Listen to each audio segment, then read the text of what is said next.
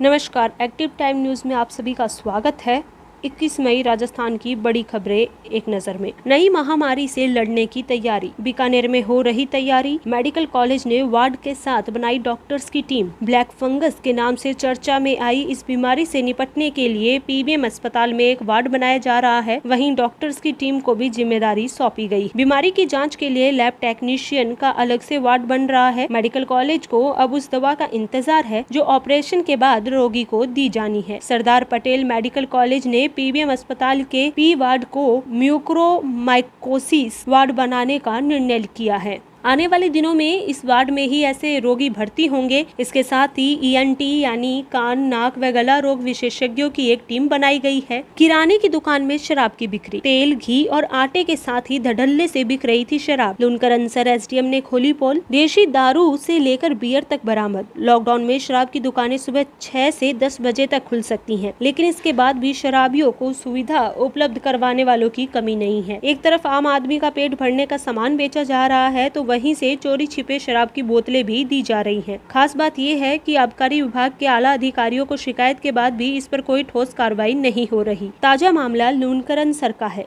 जहां एक किराने की दुकान पर शराब बिक रही थी। पुलिस ने यहां से भारी मात्रा में शराब बरामद की है। एसडीएम भागीरथ शाख ने प्राइवेट बस स्टैंड के पास दुकानों का निरीक्षण कर रहे थे। इसी दौरान एक दुकान में काम करने वाला मजदूर भाग खड़ा हुआ। उसे पकड़कर पूछताछ की गई तो बताया गया कि वो शराब बेच रहा था। किराने की दुकान में शराब की सूचना इस दल के लिए भी चौंकाने वाली थी। मौके पर लूनकरनसर थानाधिकारी सुमन पड़ीहार को भी बुलाया गया। तलाशी लेने पर भारी मात्रा में शराब मिली। आज से दालों के स्टॉक गोदाम की सूचना ऑनलाइन देनी होगी। शुक्रवार से हर व्यापारी को अपने दालों के स्टॉक व गोदाम के पते की जानकारी रसद विभाग को देनी होगी। स्टॉक में दर्ज माल से अधिक गोदाम में दालें मिली तो उस व्यापारी के खिलाफ आवश्यक वस्तु अधिनियम 1955 के तहत कार्रवाई की जाएगी। फिर सामने आए नशे के सौदागर, कार रुकवाई तो की भागने की कोशिश। पुलिस ने धर दबोचा। आमजन से जुड़ी तमाम गतिविधियां धीमी हो, लेकिन नशे के सौदागर आज भी पूरी तरह एक्टिव हैं। वे बिना किसी खौफ के नशे की खेप एक जगह से दूसरी जगह पहुंचा रहे हैं। इंदौर 1 जून से अनलॉक। पहले किराना दुकानें खुलेंगी, फिर कंस्ट्रक्शन और थोक कारोबार। बैठक में कलेक्टर ने शहर को धीरे धीरे खोलने के लिए दिए संकेत। समय को लेकर रहेगी पाबंदी। इंदौर में भी 1 जून से लॉकडाउन की पाबंदियों से रियायत मिलनी शुरू हो जाएगी। कलेक्टर मनीष सिंह ने इस बात के संकेत दिए हैं। इससे पहले मुख्यमंत्री शिवराज सिंह चौहान ने उज्जैन संभाग के जिलों को 1 जून से धीरे धीरे खोलने का ऐलान किया था। इसके साथ कंस्ट्रक्शन सेक्टर का खोलने पर विचार चल रहा है। रेस्टोरेंट में टेक अवे की सुविधा शुरू की जा सकती है। पेट्रोल डीजल की कीमतों में आग। राजस्थान में इस महीने 11वीं बार बढ़े दाम। कोरोना काल में भी पेट्रोल डीजल के दामों में रोजाना आग लग रही है। मई के महीने में 11वीं बार आज फिर तेल कंपनियां ने पेट्रोल डीजल के रेट बढ़ा दिए हैं। राजस्थान में पेट्रोल पर 20 पैसे और डीजल पर 31 पैसे की बढ़ोतरी की गई है।